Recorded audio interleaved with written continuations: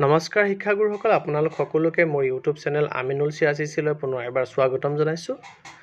আমাৰ ঠিকাভিত্তিক আৰু ষ্টেট পুল শিক্ষকসকলৰ কণ্ডিশ্যনেল নিয়মীয়াকৰণৰ ক্ষেত্ৰত শিক্ষা বিভাগৰ ফালৰ পৰা যি অপশ্যন ফৰ্মৰ ব্যৱস্থা কৰিছিলে, সেই অপশ্যন ফৰ্ম প্ৰকৃততে কিমানজনে জমা দিছে, এই কথাটোৰ এটা দুধুৰ-মুধুৰ স্থিতি এতিয়াও চলি আছে।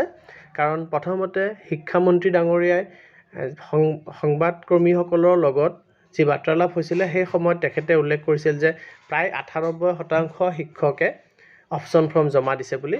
আৰু তাৰ পাছতে যোৱা পৰহি আমাৰ সদৌ অসম প্ৰাথমিক টেট উত্তীৰ্ণ শিক্ষক সমাজৰ ফালৰ পৰা এক সংবাদমেলৰ ব্যৱস্থা কৰা হৈছিলে, আৰু সেই সংবাদমেলত তেখেতসকলৰ ফালৰ পৰা জনোৱা হৈছিলে যে প্ৰায় 12,000 শিক্ষকে, তেওঁলোকৰ হাতত যি তথ্য আছে, 12,000 শিক্ষকে এই অপশ্যন ফৰ্মত চহী কৰা নাই।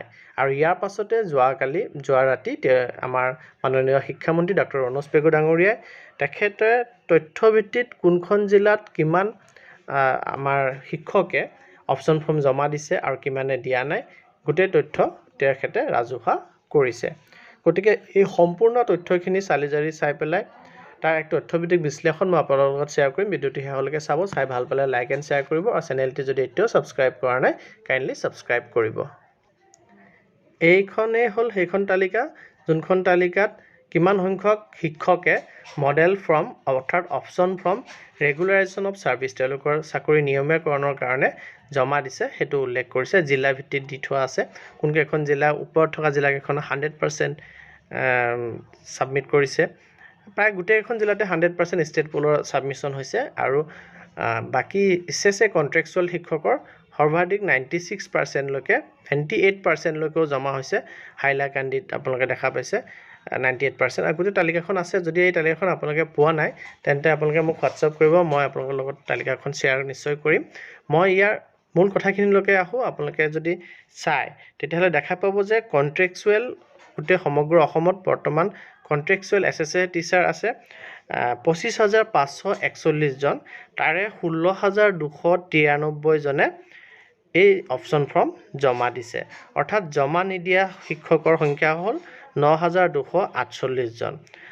আৰু সমাজৰ সংবাদমেলত যি উল্লেখ কৰিছিল যে 12,000 জনৰ ওপৰত শিক্ষকে 12,000ৰ ওপৰৰ শিক্ষকে এই অপশ্যন ফৰ্মত চহী কৰা নাই, সেইটো সম্পূৰ্ণ সত্য নহ'ল। 9,248 জনেহে এতিয়ালৈকে চহী কৰা নাই, যি চৰকাৰী তথ্যমতে আছে। আৰু 9,840 শিক্ষক আছে ষ্টেট পুলৰ, আৰু তাৰে 9,773 গৰাকীয়ে অলৰেডি ছাবমিট কৰিছে, অৰ্থাৎ 99% শিক্ষকে ছাবমিট কৰিছে। মাত্ৰ 67 জন শিক্ষকে কিবা কাৰণত এই অপশ্যন ফৰ্মটো ছাবমিট কৰা নাই।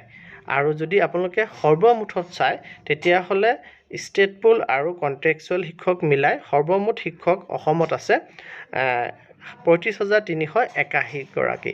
আৰু এই 35,381 গৰাকীত জমা দিছে অপশ্যন ফৰ্ম 26,066 গৰাকী, 26,066।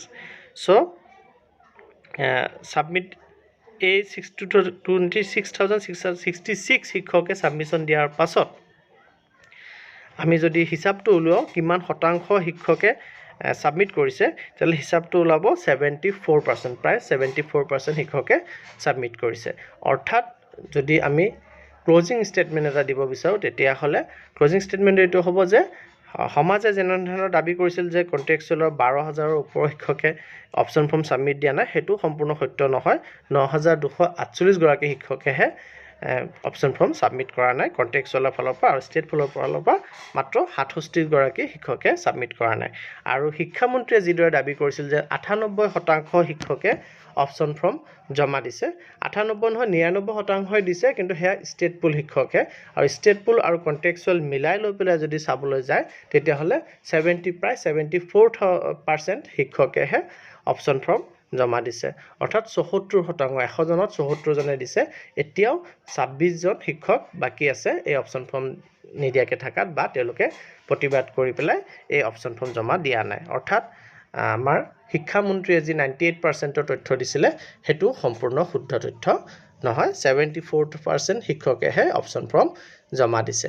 আৰু বৰ্তমানে গোটেই শিক্ষকসকলৰে কণ্ট্ৰেকচুৱেলৰ ষ্টেট পুলৰ গোটেই শিক্ষকসকলৰ ভাগ্য নিৰূপণ হ'ব আমাৰ মাননীয় উচ্চ ন্যায়ালয়ত যি কেছ চলি আছে সেই কেছৰ ফলাফলৰ ওপৰত পৰৱৰ্তী হিয়াৰিং আছে আমাৰ 15 মাৰ্চ তাৰিখে আৰু 15 ফেব্ৰুৱাৰীত যি হিয়াৰিং হৈছিলে সেই হিয়াৰিঙত কি হৈছিলে এটা 26 জানুৱাৰীৰ পৰা 25 জানুৱাৰীৰ পৰা 15 ফেব্ৰুৱাৰীলৈকে যি 3টামান হিয়াৰিং হৈছে 3-4টা হিয়াৰিং হৈছে সেই 3-4টা হিয়াৰিঙত কেনেধৰণৰ প্ৰগ্ৰেছ হৈছে এতিয়া কি স্থিতিত আছে কেছটি গোটেইখিনি কথা মই মোৰ আগৰ ভিডিঅ'টিত 15 ফেব্ৰুৱাৰীত যোনটো ভিডিঅ' মই দিছিলোঁ সেইটো ভিডিঅ'ত মই আলোচনা কৰিছোঁ আপোনালোকে মোৰ চেনেলটি ছাবস্ক্ৰাইব কৰি পেলাই যদি হাইকোৰ্টৰ ৰায়ৰ ওপৰত যিকেইটা ভিডিঅ' আছে চাই তেতিয়াহ'লে নিশ্চয় কিছু পৰিমাণে কথাখিনি ক্লিয়াৰ হ'ব পাৰিব ধন্যবাদ